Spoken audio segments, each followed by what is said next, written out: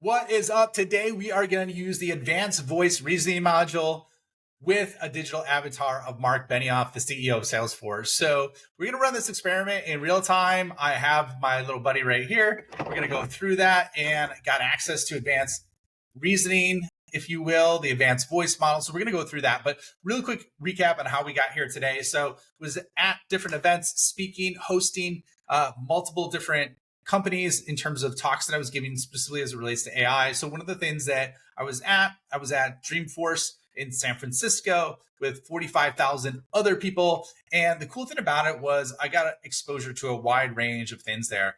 I did a whole separate episode on this. So if you did not hear it, you're going to want to listen to the debrief because there's some amazing takeaways.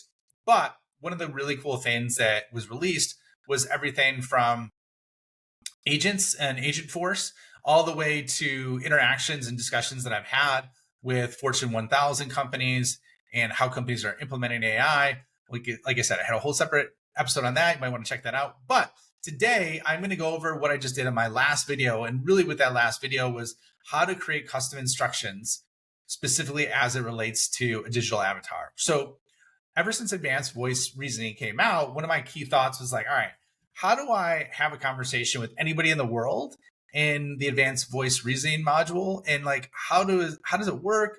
How, what can I get from it?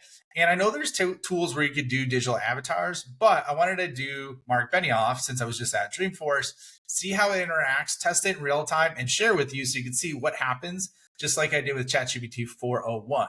Now, the amazing thing about it is you can leverage ChatGPT 401, the advanced reasoning module, to create custom instructions for any avatar you want.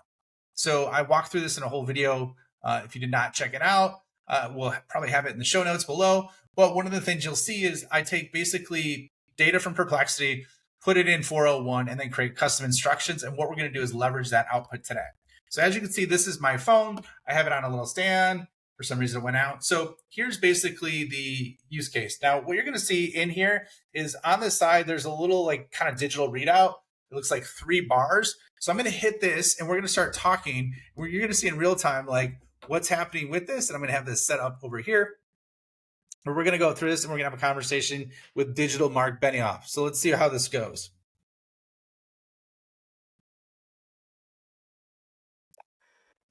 What is happening, Marc? I need your help. I need to understand what is the future of AI for enterprise organizations, specifically over the next 12 months. Be specific, enthusiastic, and brief, and tell me what is going to happen.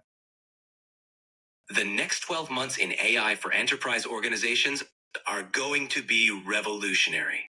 We're talking about intelligent platforms like Agentforce, which will empower organizations to leverage AI for complex decision-making and personalized customer experiences. We'll see businesses become... Okay, Marc, can you stop, man?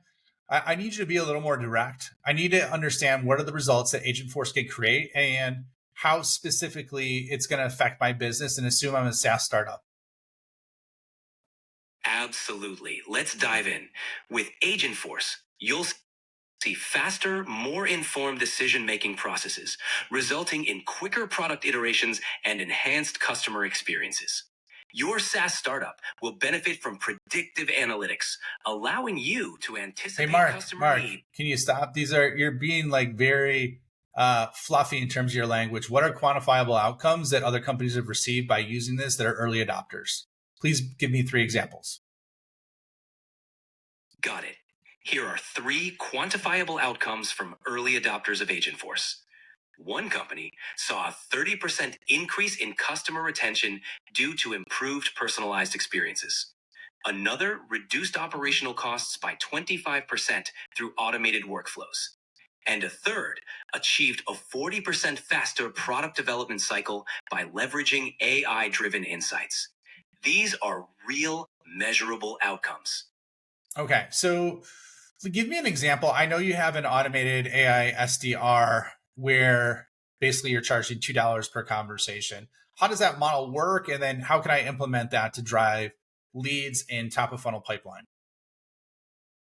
The AI SDR model operates by engaging potential leads in initial conversations, qualifying them, and gathering essential information, all for around $2 per conversation. To implement this, you'd integrate the AI SDR into your lead generation process, allowing it to handle the top of funnel interactions. This frees up your human team to focus on nurturing and closing, while the AI SDR ensures a steady stream of qualified leads. Okay, stop for a sec. How many companies have implemented this? The specific number of companies that have implemented the $2 per conversation AI SDR model isn't publicly available. Okay, However, keep going. sure, Sorry, I didn't mean to interrupt you. feel no problem. So, while I don't have an exact count, what we do know is that a growing number of companies, particularly in the SaaS space, are beginning to adopt AI driven SDR models. They're attracted by the promise of cost effective. Okay, Mark, I need you to stop real quick with the sales pitch.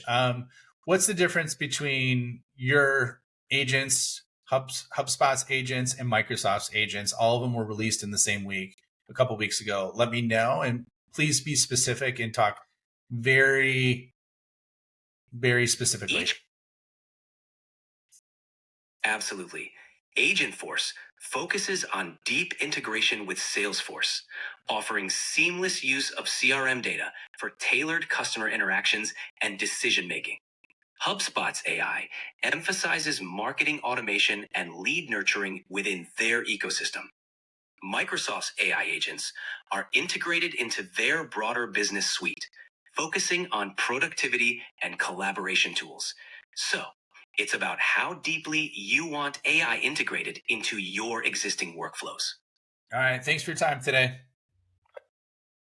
All right, so that was kind of an example. I have kind of mixed results on it. I know this was hyped to Kingdom Come. By the way, I don't know if you see this. I'm wearing a Skynet T-shirt, which I think is hysterical, referencing the Terminator 2 reference as it relates to AI. Anyways, check it out. It's I didn't know Skynet had that logo. It's pretty cool though. But anyways, going back to the example we just ran through, like I've seen so many people talking and like hyping this and then being blown away. And a couple of takes. Like I've tried it for foreign language. It's worked pretty good with that. I was pretty impressed with that. Ethan Mullock mentioned that, who is the author of the book, has done a lot on AI as it relates to teaching classes and things along those lines. So I think that's a good use case. Maybe I picked the wrong avatar. There's like 7 or 8 different voice model avatars that you could pick. Some are more enthusiastic, some are more, I think, succinct. That one was way too languagey for me. Now, granted, I did have the custom instructions of Marc Benioff in there, and maybe with that, he was very enthusiastic and more of a pitch man. Maybe that's embedded within the reasoning. So as a result, I think that's the way it was communicating. I'd be curious to try it if not. You feel kind of rude though, constantly interrupting it. And I noticed myself because like I don't have the patience for a lot of like flowery word salads that are kind of happy, and like I need stuff to get right to the point. And so maybe I'll play with it a little bit more and see what I could do from that. I do see some interesting components in terms of like interacting and leveraging it for different areas. Now, I know Klarna has basically reduced a lot of staff, specifically on the support end, because of interactions with customer support and AI. Now, I'm wondering like if this is going to be the new default a lot of companies try and leverage for customer support, because they can manage so many more conversations at a fraction of the cost. And so that's something that's really interesting to me with that. As it personally relates to me being a coach, being other things, I like the interactability of it. I didn't really test the emotional aptitude of it, having it basically decode what I was saying, which ought to be interesting. Maybe that's a whole different episode. I'd love to have that set up and do that for you. So there's a couple different areas that I'm looking at this, but overall, I would say the delay is much shorter, which makes it feel more like I'm talking to a person. And at the same time, like you can interrupt it, it stops, and it pivots on a dime. So I love those things of it. So more to be done in this area. I wanted to give you a live example walkthrough, just like I did with ChatGPT 4.0 and the reasoning. So hope this was helpful for you to try and understand like how you could leverage it. What are some examples? And then we'll continue to basically carve out different use case and examples so that you can get, more juice than 99.9% of the people out of these new features and functions as they happen. But appreciate you joining me today, and I look forward to seeing you on the next video.